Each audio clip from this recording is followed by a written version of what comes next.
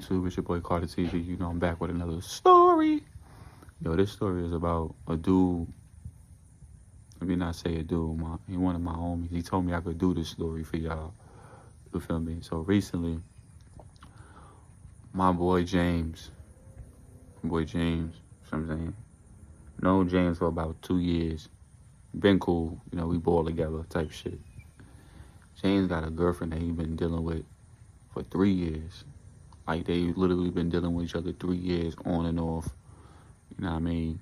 And the reason why they been on and off from time to time is because the girl be doing a little shady shit. So from time to time, you know, James a good dude, you know what I mean? Like a real good nigga. He don't cheat. He's not into that, you know, toxicity shit. You're a straight good nigga. See what I'm saying? So James been dealing with this girl named Yolanda. Him and Yolanda been together 3 years. During the first year, she got pregnant, had a miscarriage. You feel me? She had a whole miscarriage. And I think they tried to do it again a year later. She ended up having another miscarriage or whatever. So that was 2 years, 2 babies. And it kind of put a strain on the relationship by the third year. The third year is when a lot of more of the drama started to take place in the couple, in the relationship and shit. Like, the nigga be calling me all types, mornings, afternoons, night, because he needs to, you know, talk to somebody, because this girl really tripping. Mind you, they live together. You know what I'm saying? They live together. So early in the third year of the relationship, the girl started moving funny. After the miscarriage, you know, I want to say 3 months after the miscarriage, Shorty started moving funny. And she blamed him for not being able to have a baby with him and everything. So what happened was she started talking to some dude at her job. And she started talking to him. She started to be more happy, more delightful, you know, more open for talks. And he started to see a side of her like he never seen. Like, you know, she just had a miscarriage, and now she happy out of nowhere over time. There wasn't no arguments. It was just straight lovey-dovey relationship. And he was kind of wondering, like, what's going on? Like, he even asked her, he's like, yo, what's going on with you? Like, you changed just that quick. You changed and shit. She's like, nah, I'm good. You know, I understand life goes on, this and that and the third. I don't want to hold nothing against you, this and that and the third. So she come up with some bullshit. So he ain't think nothing of it. But now he started to notice how she comes home late from work. She be rushing to go to work early. She be having, like, conversations with other people, texting, smiling at her text messages on the phone. When he come home, she quickly get off. You feel me? So he like, yo, why every time I come home, you quickly get off the phone? She be like, the conversation be over. It be over every time I come home. That's crazy. Then he be like, yo, let me see your phone. I gotta make a phone call because his phone died. And she's like, oh, nah, just wait till yours done charging. Like, I can't use your phone to call my peoples. Like, she was like, nah, it's good. You want me to call them? So he basically did that to see if she would, like, let him see her phone. So he was like, all right, never mind. I'm good. I'll wait. If it's that serious, I'll wait. Then she tried to flip it like, oh, you want to call a female this time?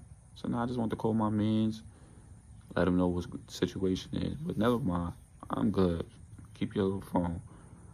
So she instantly started to get mad, left the crib, then come back to the next day. When she came back from the crib, it's like the next day, next morning, he getting ready for work. She just now pulling in. He didn't say nothing to her. He ain't say nothing to her. He ain't look at her. He knew what it was. He just needed to put the pieces in the puzzle. You feel what I'm saying? She had to go to work that afternoon, so she came home, went straight to sleep. He got ready for work, or at least that's what she thought he did. He got in his car, he parked it down the street, and he watched her. He seen the car pull up to the crib. She jumped in the front seat, followed the car, They end up going to her job. It's another dude. And the way that they was acting as if there was something going on. They was hugged up, moving into the workplace. He was like slapping on her buns and shit like that. So he peeped game. You feel what I'm saying? He go to the job and he see them real close. But she don't even notice it. She don't even notice because she's so into this kid. So he catch her and they was kissing. He caught him. He even took a picture. Boop. So he walked up to her, not realizing who he was. Oh shit, what's up, babe? So this what we doing? This what we doing? Called it cheating. She's like, what? This what we doing? She like, it's not even like, when you come home, take your shit and go, have boy pick you up. Kicked her out. After he kicked her out, 3 weeks later, she want to come back. She want to come back and everything. Boy had a whole wife. He was married. See what I'm saying? He was married. Kicked her out. She trying to come back 3 weeks later. Come on, babe. I'm sorry, begging. He let her back in. So the second time she started doing wrong again is with somebody else. She thought she was going to get away with it. This time, she was doing dirt in the crib. And when boy would go to work, the nigga would slide to the crib. And he started noticing, like, underwear he never seen. He found, like, a piece of a condom wrapper. So he like, yo, you doing this again? She like, that's not even mine. That's not even mine. That's probably yours. You had a girl here. I said, bro, I barely be home these past couple of days, and you been home by yourself on numerous occasions. She like, babe, please, I ain't doing nothing. I swear. So he never found evidence of the new dude. You feel me? That same dude she was cheating with, moved 4 months later. Same dude she was cheating with, she ends up getting pregnant again for the 3rd time. She told James, I'm pregnant. She was like a month pregnant or some shit like that. And she was dealing with like 3 guys all at once. She found out she was pregnant, her and James had sex. So I guess to, celebrate happiness or whatever. James was like, he was iffy. But James knew what was going on. He was messing with somebody previous, so I know times out of 10, that baby ain't gonna be mine. That put perspective, so he smashed it. Then he smashed it anyway. And then he started to notice like how far along she was, and it wasn't adding up. So she was like 3 months into her pregnancy, and she told James she was pregnant a month ago. You were pregnant a month ago, and you look like you 3 to 4 months. Something ain't right.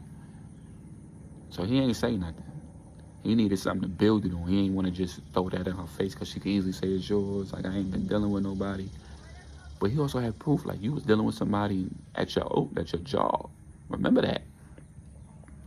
And she got frustrated one day. He came home. He heard her on the phone yelling and screaming. And she didn't hear him come in. So he hear her saying, yo, baby might be yours. And you hear the dude on the speaker like, yo, it might be the nigga you staying with. She was like, I got pregnant way before then. I think he started to notice. You got to tell your wife. So he ended up hanging the phone up on her, blocking her number. She called the other dude and let him know she's pregnant as well. So James finally walk in the door and he catch her like, oh, hey, babe, who you calling? My mom lied. Oh, word? Tell your mother I said what up. So the other nigga banged it on her too. Now she's sitting there frustrated because she could be potentially pregnant by these 2 men. And the baby is nowhere near James, and he know it. He just want her to come clean. Shorty takes it to the next level. She like, oh, I'm going to my cousin's crib for the weekend. I need to get away. I need some time. I need some space. Too much is going on between us. I'm pregnant. You driving me insane, and this and that and third. She makes some weird excuse. So he like, for real? Like, we was just getting good. Now that you pregnant, James sitting in the crib. He got a bottle with him. He drinking. He by himself. His boys calling him. They come through the crib to check him. He going through it. Shorty wilding. She doing this. She doing that. So they like, yo, call her and see where she at. When I mean, this shit is crazy. He called a girl phone. He FaceTime. No, because she didn't pick up when he called. So 10 minutes later, he tried again. He FaceTime her. Now it's ringing. She dubbed the call, but it started ringing on FaceTime. The phone answers, right? She's in the camera like this. Hey, babe. And rocking. So he like, yo, what you doing? You with your cousins and them? You hear music in the background. She like, yeah, we just missing music and everything. And her face go down. Oh. You see a dude in the back behind her, clapping her cheeks. Clapping it. Thinking in her guts. Her face, she's moaning on FaceTime. Having sex with the next dude while your man calling him. His man's in him was like, oh, that's wicked. And she pregnant at that. Now, the dude that he saw clapping her cheeks was another nigga. It was a different nigga. That man damn near lost it, bro. He damn near lost it. His man was recording him while he was on FaceTime with her. And she was getting her cheeks clapped by another nigga. On top of it, she was getting her cheeks clapped. She tells the dude, she puts the phone down. This is the weird part. She puts the phone down, not knowing that she's still on the phone. And she like, don't come at me. Put it in my butt. Put it in my butt so he won't know. So everybody like, oh. That boy damn near broke down, bro. He damn near broke down. She in there doing anal sex with the nigga, pregnant and all. Girls is disrespectful, bro. Girl is disrespectful. Yolanda is disrespectful. He hangs up the phone. He packs his shit up. He sets it by the door. His mans and them leave. He goes on the next two nights.